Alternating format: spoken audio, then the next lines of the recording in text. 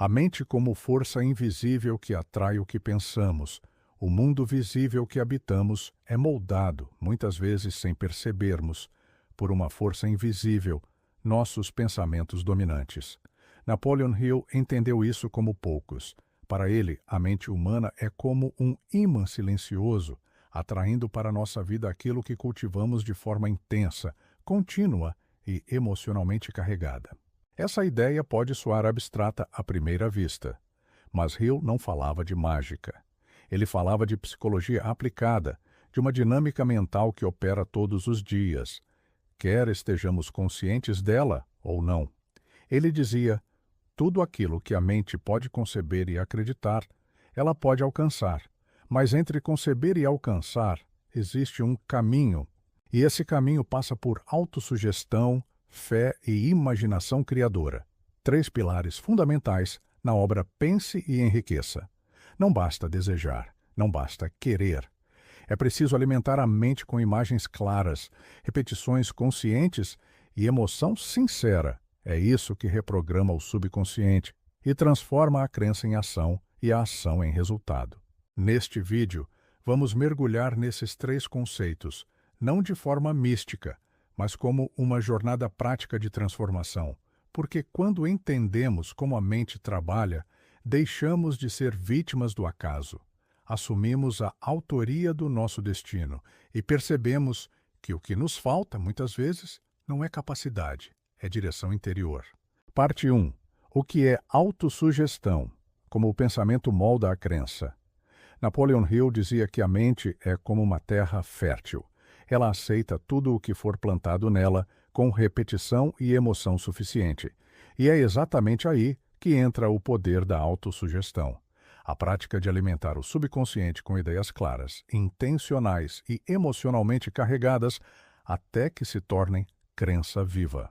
Autossugestão não é repetir frases vazias ou fingir otimismo. É um processo deliberado de reeducação da mente. É escrever, visualizar, repetir e sentir, todos os dias, a imagem daquilo que se deseja com tanta intensidade que a mente não consiga mais duvidar. Hill sabia que o subconsciente não julga. Ele aceita o que é dado a ele com frequência e emoção. E o que está no subconsciente molda comportamentos, determina o que vemos e o que ignoramos, afeta nossas decisões, reações, oportunidades e até mesmo como interpretamos a realidade. O pensamento constante, positivo ou negativo, acaba se tornando convicção, e a convicção dirige a vida. Por isso, Hill propunha um exercício simples e profundo. Escreva seu maior objetivo. Declare o que está disposto a dar em troca. Estabeleça um prazo. Leia isso todos os dias, em voz alta, com sentimento. Visualize como se já estivesse realizado. A maioria negligencia esse tipo de prática. Parece ingênuo ou repetitivo. Mas é justamente aí que está o segredo. A transformação não acontece por lógica, mas por imersão emocional. A mente precisa ser banhada repetidamente pela imagem daquilo que se quer, até que não consiga mais agir como se aquilo não fosse real. A autossugestão é, portanto, uma forma de alinhar o pensamento consciente com o inconsciente, de ensinar à mente o caminho, antes que os pés comecem a trilhar. Parte 2. A fé como estado mental treinável e direcionado. Para Napoleon Hill, fé não é um dom, é uma construção mental. Não depende de religião nem de circunstâncias externas. É, antes de tudo, um estado emocional interno que pode e deve ser treinado. E esse treinamento começa com a repetição do pensamento definido, alimentado por autossugestão. Hill acreditava que a fé surge quando repetimos uma ideia com tanta frequência e com tanta emoção que ela se instala profundamente no subconsciente. A mente, então, deixa de apenas desejar algo e passa a acreditar sinceramente que isso é possível, viável, real. E é exatamente essa crença que gera ação com confiança, o tipo de ação que atrai oportunidades, supera obstáculos e transforma cenários. Ele dizia: a fé é o elemento químico que, ao se combinar com o pensamento, ativa a vibração espiritual e transforma o impulso de pensamento em sua contraparte física.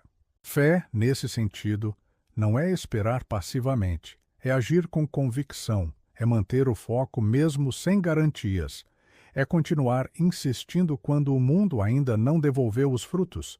É essa perseverança, nascida da certeza interna, que diferencia os que apenas tentam dos que constroem. Mas há um ponto crucial. A fé pode ser programada e também pode ser sabotada. Se alimentamos a mente com dúvidas, medos, críticas e fracassos, criamos o mesmo processo, só que ao contrário, passamos a acreditar na derrota. E isso, por si só, já nos coloca em desvantagem. Por isso, Hill ensina que a fé precisa de proteção.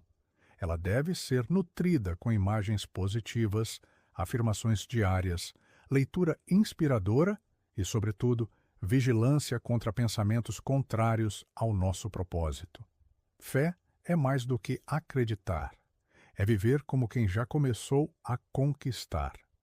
E isso só é possível quando o pensamento, o sentimento e a ação estão alinhados com aquilo que se deseja de verdade. Parte 3. Imaginação criadora. O laboratório onde os sonhos ganham forma. Napoleon Hill via a mente humana como uma oficina silenciosa, onde o invisível toma forma. E dentro dessa oficina, a imaginação criadora é o instrumento mais poderoso. Não é a fantasia solta, nem o devaneio sem ação. É a capacidade de conceber soluções, caminhos e realidades a partir do pensamento concentrado, emocionalmente energizado e intencional. Hill afirmava que todas as grandes realizações nasceram na mente de alguém. Uma ponte, um livro, uma empresa, uma invenção. Tudo começou como ideia, mas não uma ideia qualquer. Uma ideia carregada de emoção, alimentada com desejo e transformada em plano de ação. E esse é o papel da imaginação criadora, dar forma inicial ao que ainda não existe no mundo material. Ele diferenciava dois tipos de imaginação: imaginativa sintética, que reorganiza informações já conhecidas, e imaginativa criadora, que acessa ideias novas, muitas vezes vindas do que ele chamava de inteligência infinita, ou mente superior. Essa segunda forma, segundo Hill, se manifesta quando estamos emocionalmente envolvidos com um propósito definido. É como se a mente, ao se concentrar com intensidade em uma meta, se abrisse para canais mais profundos da intuição, da inspiração e da criatividade. Por isso, a imaginação criadora não funciona sob pressão seca, nem sob dúvida constante. Ela exige silêncio interno, envolvimento emocional e abertura para o novo. E, principalmente, exige prática. Hill sabia que quanto mais pensamos sobre algo, mais conexões mentais criamos em torno disso.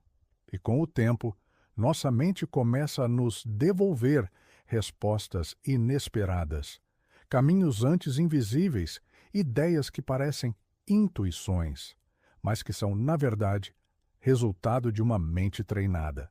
A imaginação criadora é o início de toda manifestação.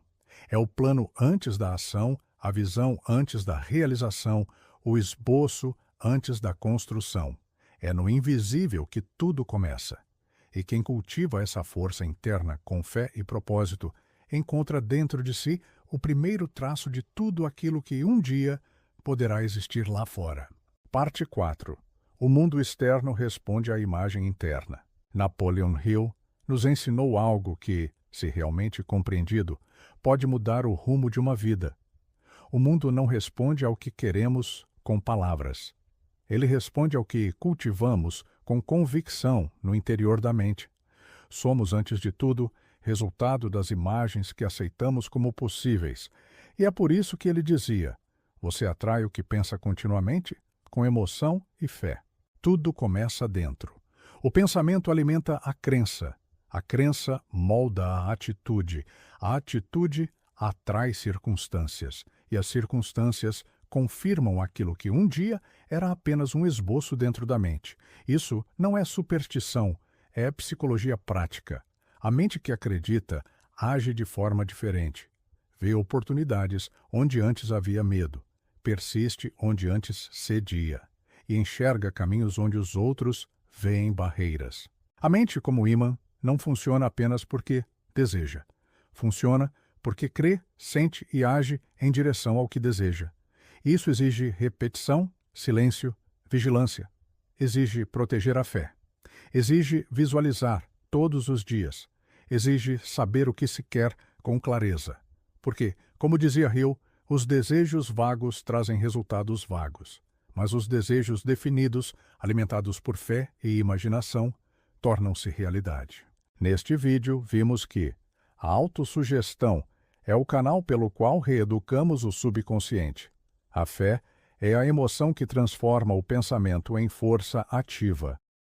E a imaginação criadora é a oficina onde o invisível toma forma. Quando esses três elementos se alinham, criamos um campo poderoso de realização. Não há garantias imediatas, mas há um princípio natural que age em silêncio. O universo responde à mente determinada com mais precisão do que costumamos perceber. Portanto, cuide do que pensa, do que diz a si mesmo, do que visualiza todos os dias, porque, em última instância, a vida que você constrói começa e termina dentro de você.